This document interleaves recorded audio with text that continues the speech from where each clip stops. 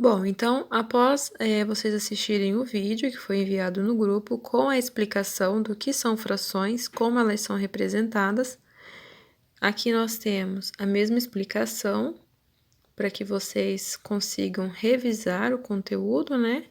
Tudo que está lá no vídeo explicando também está aqui na folha de vocês. Então, após isso, vocês vão abrir o livro no capítulo 6 e vamos responder essas 3 páginas que estão aqui.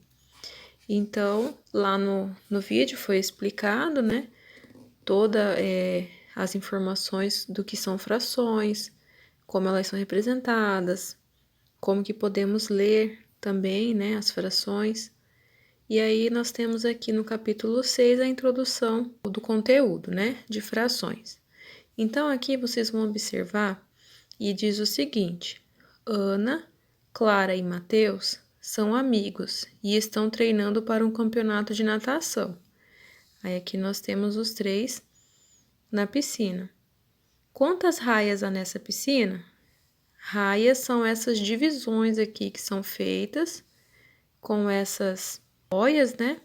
E aí cada nadador fica em uma raia. Então aqui nós temos 1, 2, 3, 4, 5 raias. Então, aqui nós já temos a primeira resposta, né? Quantas raias estão ocupadas? Se são 3 amigos e os 3 estão na piscina, 3 raias estão ocupadas. Que fração pode ser usada para representar o número de raias que estão ocupadas? Como essa fração é lida? Então, levando em consideração que vocês assistiram no vídeo, lembrando que se vocês não assistiram ainda a explicação que foi enviada, eu sugiro que vocês voltem lá no grupo, parem esse vídeo e voltem lá para assistir a explicação para que vocês consigam entender o que está sendo pedido aqui nessa terceira questão. Então, aqui, se eu tenho as 5 raias, como foi dito lá no vídeo, né?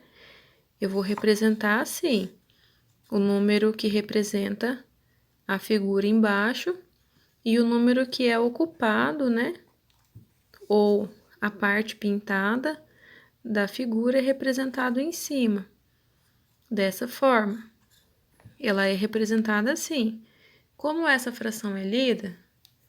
3 quintos. E aí, vocês vão escrever aqui na frente, 3 quintos. Mateus tinha um compromisso e precisou sair mais cedo do treino. Após a saída de Mateus, como você representaria, usando fração, o número de raias ocupadas?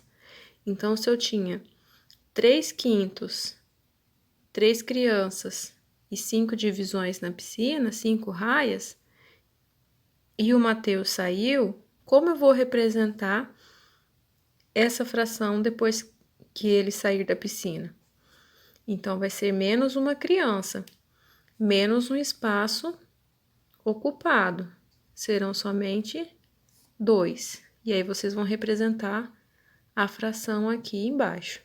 Na página 131, temos novamente aqui uma explicação, aonde mostra o denominador, que é o número de partes em que o inteiro foi dividido. Então, este círculo foi dividido em 6 partes.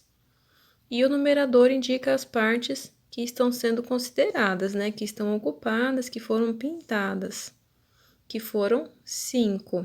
Então, eu tenho 5 cestos. A fração que indica a parte pintada de laranja é 1 sexto.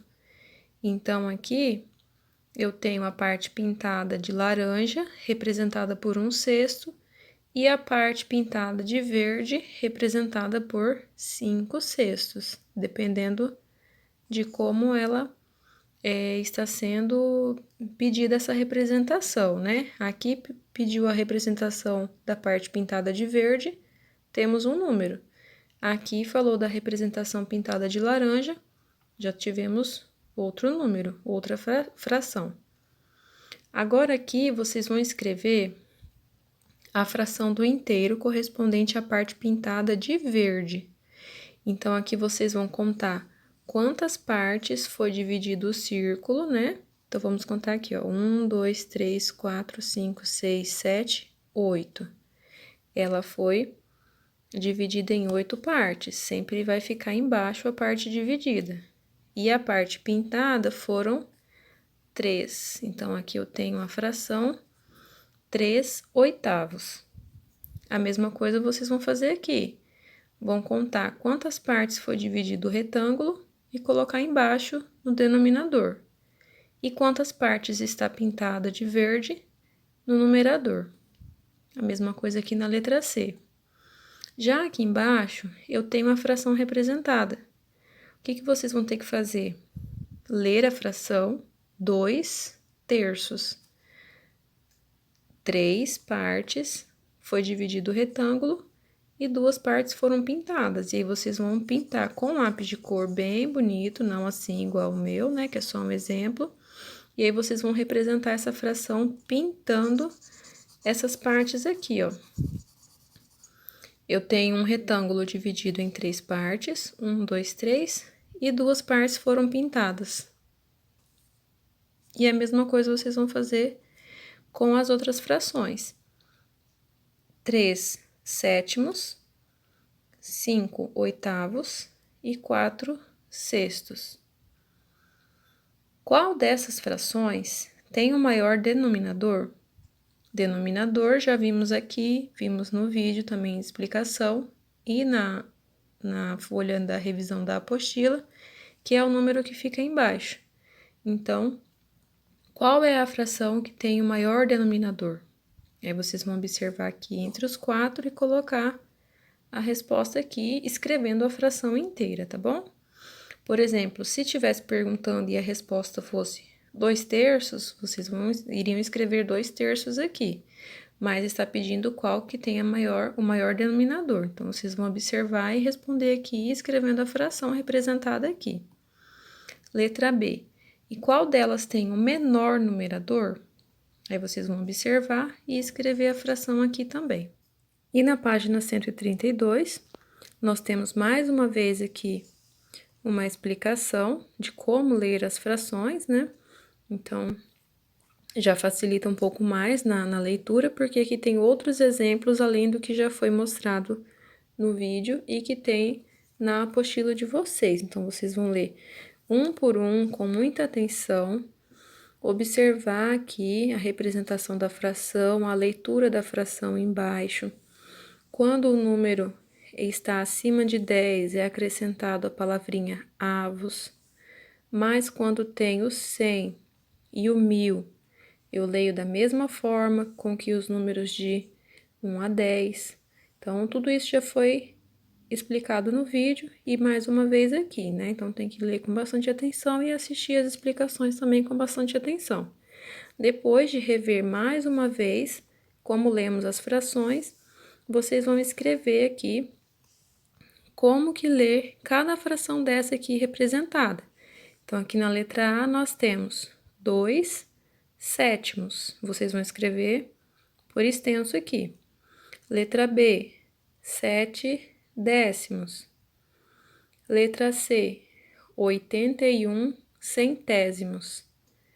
Letra D, lembrando que acima de 100, acrescenta a palavra avos na frente. Então, aqui ficaria 9,372 avos. Letra E, 57,691 avos. E a letra F é um número bem grande, 312,9015 avos. E aí, vocês vão escrever por extenso aqui. Se quiser, pausa o vídeo, volta um pouquinho, ouça como eu li cada um e fica melhor para vocês escreverem dessa forma. E depois da atividade matemática, né? Hoje é sexta-feira, como sempre, temos atividade de ensino religioso e artes. Em ensino religioso, a gente vai ver um pouco mais sobre os valores.